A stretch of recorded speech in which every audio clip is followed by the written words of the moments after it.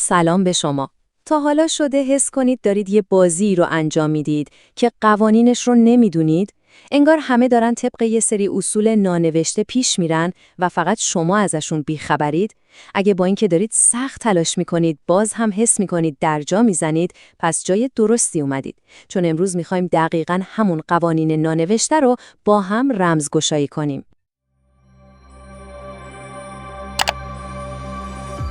خب، بیایید با همین جمله شروع کنیم که حرف دل خیلی از ما هاست. این حس گیر افتادن، این کلافگی کاملا واقعیه. شما منتظرید یه نفر بیاد استعدادتون رو کشف کنه، در حالی که میبینید آدمای دیگه خیلی راحت دارن ازتون سبقت میگیرن. مشکل تنبلی شما نیست، مشکل اینه که دارید با قوانین اشتباهی بازی میکنید. چرا این اتفاق میافته؟ چرا وقتی شما دارید عرق میریزید یه نفر دیگه که شاید نصف شما هم مهارت نداره داره پله‌های ترقی رو بالا میره؟ جواب ساده است، چون اونها یه سری قوانین دیگه رو بلدن، قوانینی که توی مدرسه و دانشگاه به ما یاد ندادن. حقیقت اینه که زندگی فقط به تلاش سخت پاداش نمیده، به کسی پاداش میده که بلد از جرأت و اهرم‌هاش استفاده کنه. ببینید، قرار نیست اینجا بهتون چند تا جمله انگیزشی بگیم و خلاص. ما قراره مغز شما رو از نو سیمکشی کنیم. میخوام 8 تا حقیقت تلخ بدون فیلتر و گاهی حتی ناراحت کننده رو کنیم. حقیقت‌هایی که آدمای معمولی رو میترسونه، ولی اونهایی که واقعاً دنبال تاثیرگذاری هستن رو به طرز خطرناکی کارآمد میکنه. خب، بریم سراغ اولین و شاید مهمترین قانون نانوشته. دنیا به اون چیزی که شما واقعاً هستید واکنش نشون نمیده، به اون چیزی واکنش نشون میده که به نظر میایید. یعنی تصویر و اعتمادی که از خودتون به نمایش میذارید اغلب از مهارت‌های پنهان شما مهمتره. اگه این یه نکته رو درک کنید کلاً بازی براتون عوض میشه. و این هم اولین حقیقت تلخ. شما اون چیزی که لایقش هستید رو به دست نمیارید. شما اون چیزی رو به دست میارید که جرأت میکنید براش بجنگید و مذاکره کنید. به خاطر همینه که یه نفر با صلاحیت کمتر از شما ممکنه حقوق بیشتری بگیره. چرا؟ چون اون رفته و درخواست کرده. همین. یه لحظه با خودتون رو راست باشید. چند بار سکوت کردید تا مبادا کسی ناراحت بشه؟ چند بار حقتون رو نخواستید چون مذاکره کردن براتون سخت بود؟ یادتون باشه، این دنیا به آدمای مؤدب و ساکت جایزه نمیده. به کسایی جایزه میده که با اعتماد به نفس خواستشون رو میگن.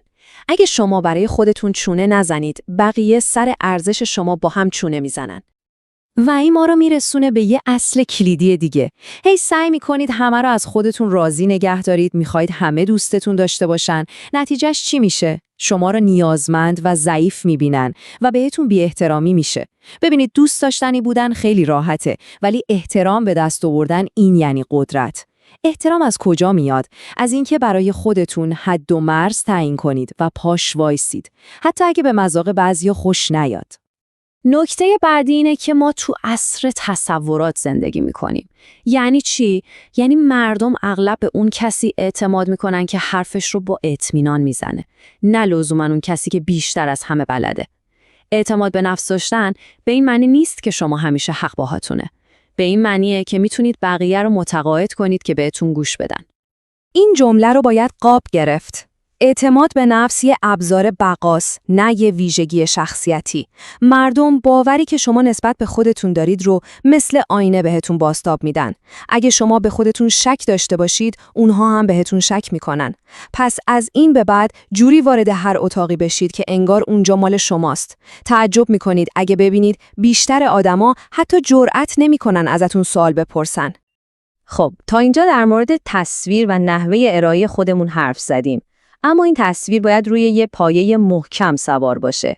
حالا وقتشه بریم سراغ موتور این ماجرا. یعنی به جای حرف زدن در مورد پتانسیل هامون، بیایم و مدرک و نتیجه واقعی بسازیم. این شاید تلخ‌ترین حقیقتی باشه که امروز میشنوید. هیچ کس برای پتانسیل شما چک نمینویسه. دنیا برای نتیجه، برای مدرک، برای کار تمام شده به شما پول میده. شما میتونید کلی ایده فوق‌العاده توی سرتون داشته باشید، ولی تا وقتی یه چیزی نساختید و نشون ندادید، انگار هیچ کاری نکردید. پس راه حل چیه؟ این ذهنیت آدمای موفقه. اونها منتظر نمیمونن تا همه چیز 100% کامل بشه. یه چیزی رو میسازن، منتشرش میکنن، بازخورد میگیرن و دوباره تکرار میکنن. اونها دکمه انتشار رو بارها و بارها فشار میدن، در حالی که شما هنوز دارید روی رنگبندی اسلایداتون وسواس به خرج میدید. به این نمودار یه نگاه بندازید. این دلیل اصلی درجا زدن خیلی است. شما عقب میافتید نه چون کند هستید، بلکه چون یه مصرف کننده حرفه‌ای باقی موندید. 90% وقتتون صرف تماشای کار دیگران، خوندن مقالات و دیدن ویدیوها میشه و فقط 10% دارید یه چیزی از خودتون خلق میکنید. یادتون باشه رشد واقعی از خلق کردنه، نه از مصرف کردن.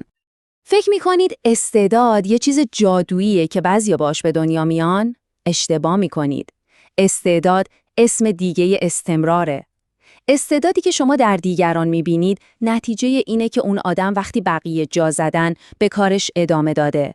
شکست واقعی نیست که کارتون خوب از آب در نیاد. شکست واقعی اینه که کلاً بیخیال بشید.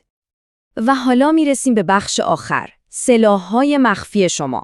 میخوایم در مورد ابزارهای حرف بزنیم که شاید الان به چشم ضعف بهشون نگاه میکنید، ولی در واقع میتونن بزرگترین برگ برنده شما باشن. میخوام یه سوال شخصی ازتون بپرسم و لطفاً با خودتون کاملاً صادق باشید.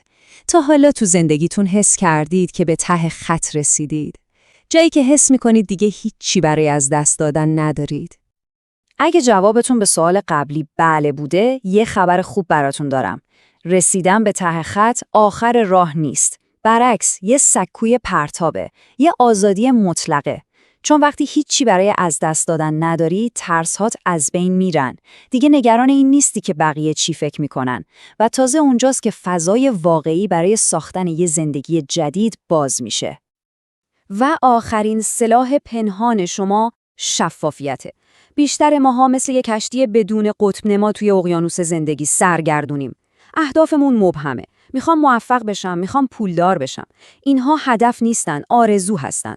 آدمای واقعاً مؤثر به طرز خطرناکی متمرکز و شفافن و چون دقیقاً میدونن چی میخوان، خیلی راحت میتونن به هر چیزی که از مسیرشون دور میکنه نبگن.